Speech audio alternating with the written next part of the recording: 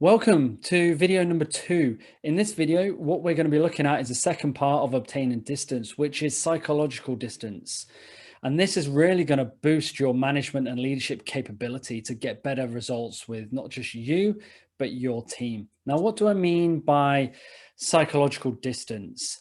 Now, we often find ourselves in situations in which we feel overwhelmed, we're bogged down with the details, and we can't see the bigger picture. Sometimes it leads to higher stress levels, feeling of anxiety, maybe some anger and some sadness.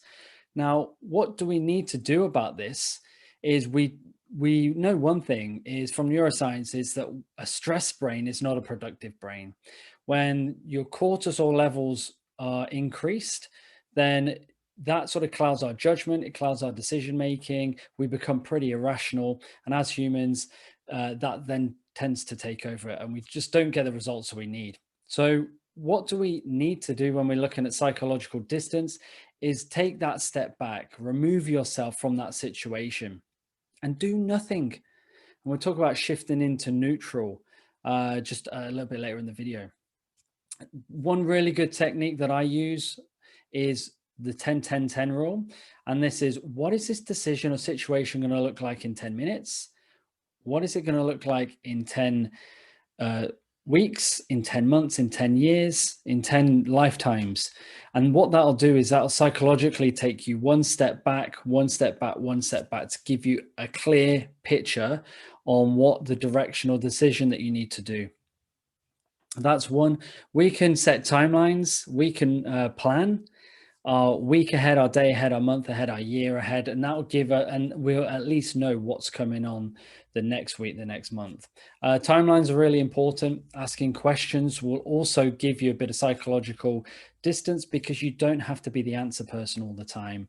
That's what got you promoted, but that's not what is going to serve you going forward. And I've got a couple of situations. So when so think about this in your team meeting, when someone comes to that team meeting with a less than brilliant idea and you know it and you think, oh my God, I could do this so much better. The correct response is to do nothing. It's to move into neutral, thank them for their contribution and then just say nothing after that.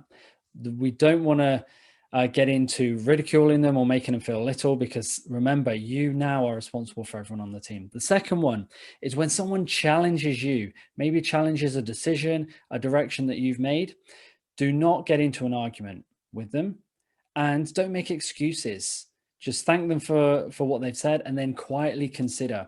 What I would recommend is after the meeting is going to touch base with them one-on-one. In a public forum, we don't want to make people feel small or little.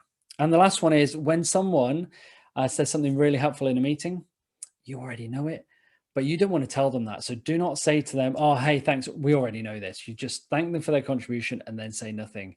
And this is the move, the shift into neutral. And what the shift into neutral will do will just give you that psychological gap between thinking and response. And it's the choice. It's how you decide to respond to situations. Look, what are the benefits of taking this approach? Number one, it'll give you a clearer perspective of the path moving forward. Number two, it'll give you the appropriate response to any situation. How many times when we've been stressed and we're under pressure that we fly off the handle, or we say something that we don't actually mean, or we fire that email off at 5 p.m. When we're feeling really angry. Number three, it's going to boost your creativity. Like we mentioned before, a stressed mind is not a creative mind. And more minds will give you a better creative result at the end. It's going to definitely lower your stress levels.